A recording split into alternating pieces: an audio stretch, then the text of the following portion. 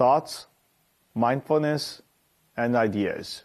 I'm Li Jiang from Stanford University. I'm very happy to be here in一刻Talks.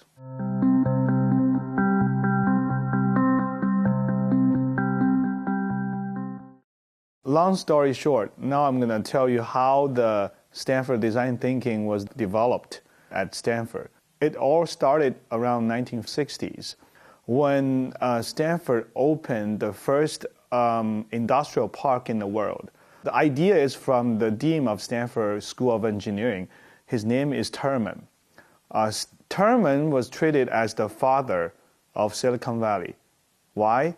Because he had the first idea to invite all the companies to be on Stanford campus and then collaborating with the university labs.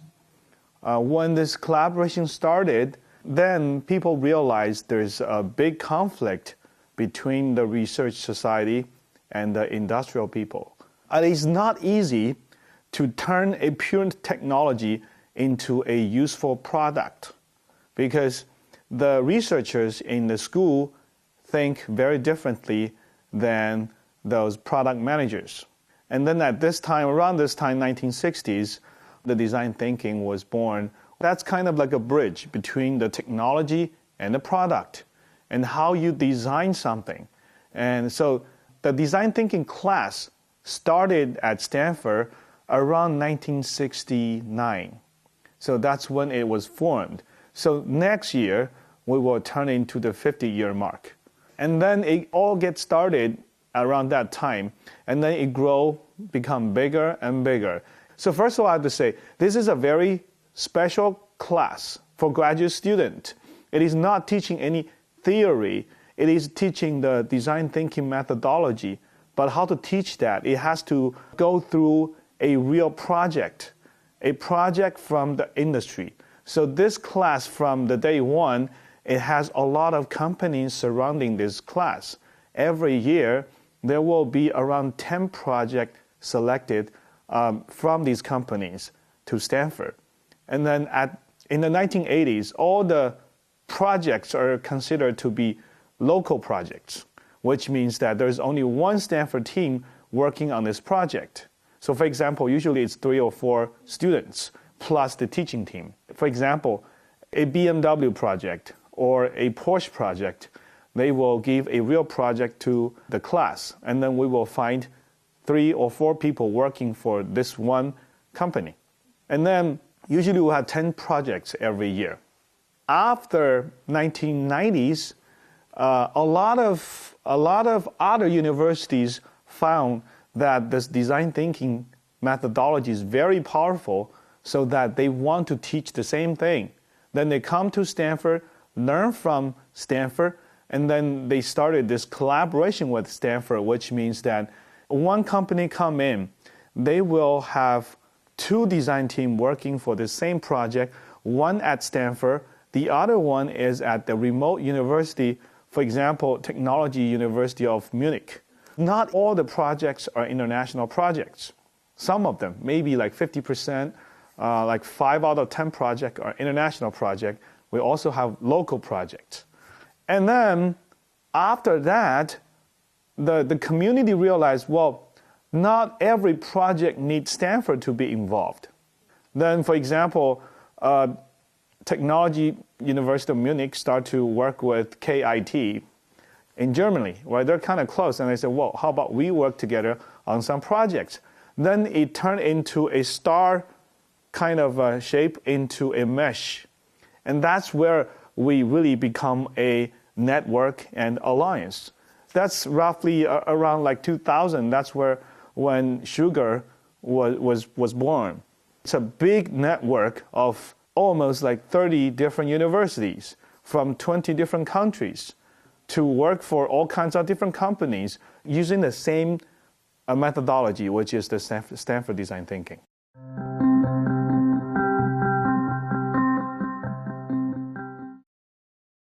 Compare with 10 years or 15 years ago, China has huge improved. It has been improving constantly and very rapidly. But still, I think it still have a little bit way to go, but the gap is getting a lot smaller.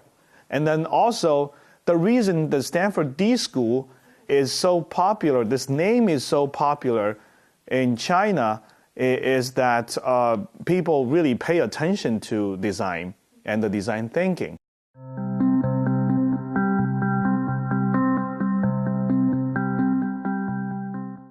Because I work in the field of robotics and AI, I actually have been talking with a lot of AI researchers on the translation. And the machine translation has been changing a lot of people's mind in terms of whether they need to learn a second language. Give you an example. In the past 4 years, at Stanford University, the number of people who chose to learn a second language dropped 40%. 40 to 50%. And that actually didn't only happen at Stanford. It happens at Princeton, Harvard, MIT, across the board. Maybe the top 20 universities, all like that. And what is the reason? Nobody really knows the real reason. One of my good friend, and he has been teaching Chinese at Stanford University for more than 20 years, and he was really surprised, and he talk with me about that, and I would make a guess. I say probably AI have a play on that, because when people know the translation actually is getting better and better, then is there really a need to learn a second language, a third language, a fourth language? So there's a debate about that, but it has impact on this. And then for me, I speak 2 languages, right? I speak Chinese and English. And to me, I feel the gap is still big because Chinese, that language, is so far away from English. And the translation it's okay. It's probably like 70, 80%. But to get to the 90, 99%, still, there's some time to go. But eventually, it will get there.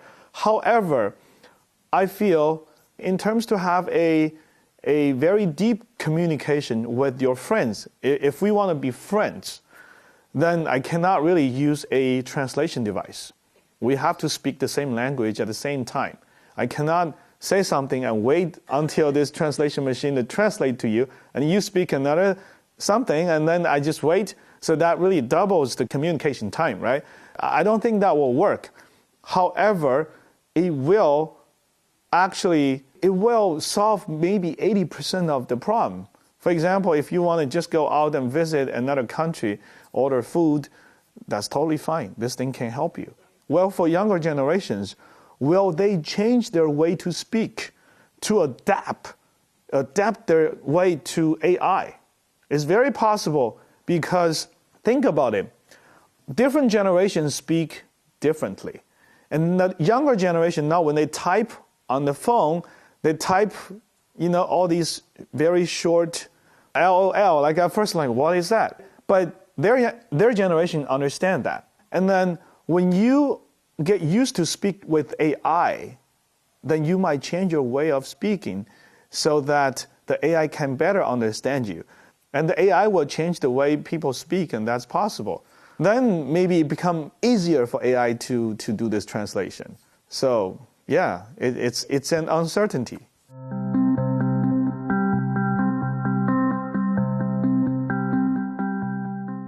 And usually we think science is against design. Science is the solid science. And then we have design. Design is the human factor. But at Stanford, we are trying to make this human factor more scientific.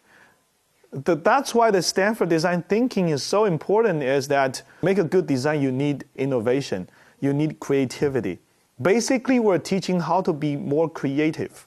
However, creativity is so hard to teach. You said it cannot be taught, but let me tell you, it can. We are able to teach creativity at Stanford University. And the reason is that we have a methodology and we have a process, and we teach you to follow that to make you more creative than yourself. Okay, not to compare with Steve Jobs, okay? It's impossible to make everybody to be as creative as Steve Jobs, because that's a different level. However, through some process, it is able to teach yourself to be more creative than you used to be. And that is design thinking. And we make these steps. And as long as you follow these steps, you could be more creative. And that's what we're teaching through real projects.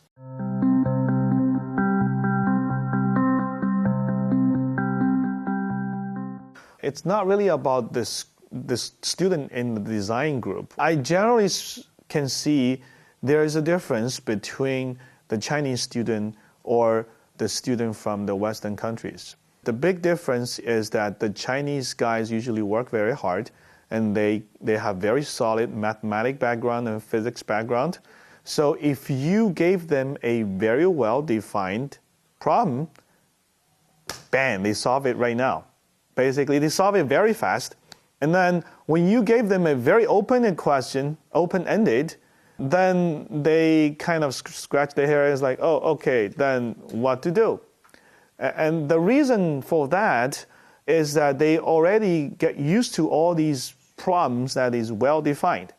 But actually, the problem is, in real life, most of the issues, problems you encountered are problems that are not well-defined. So, for example, PhD student. The Chinese students are usually struggling to figure out the direction. If the advisor will not give them the clearly direction and let themselves to figure this out, it takes a very long time. And normally, not just Chinese students, like basically students from East Asia are kind of all like that. China, South Korea, Japan, kind of like that, because the cultures are similar in these countries. If the advisor defines the PhD direction for them, they can work very fast. But if the advisor let them to pick, then it becomes hard.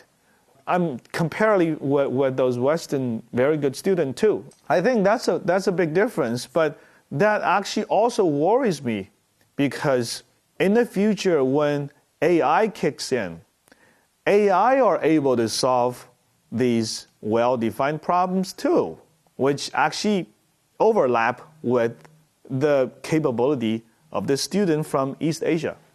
It is dangerous, and that is why we push so hard on the education front edge and say, we got to change something. Not just for Asia, but also US too.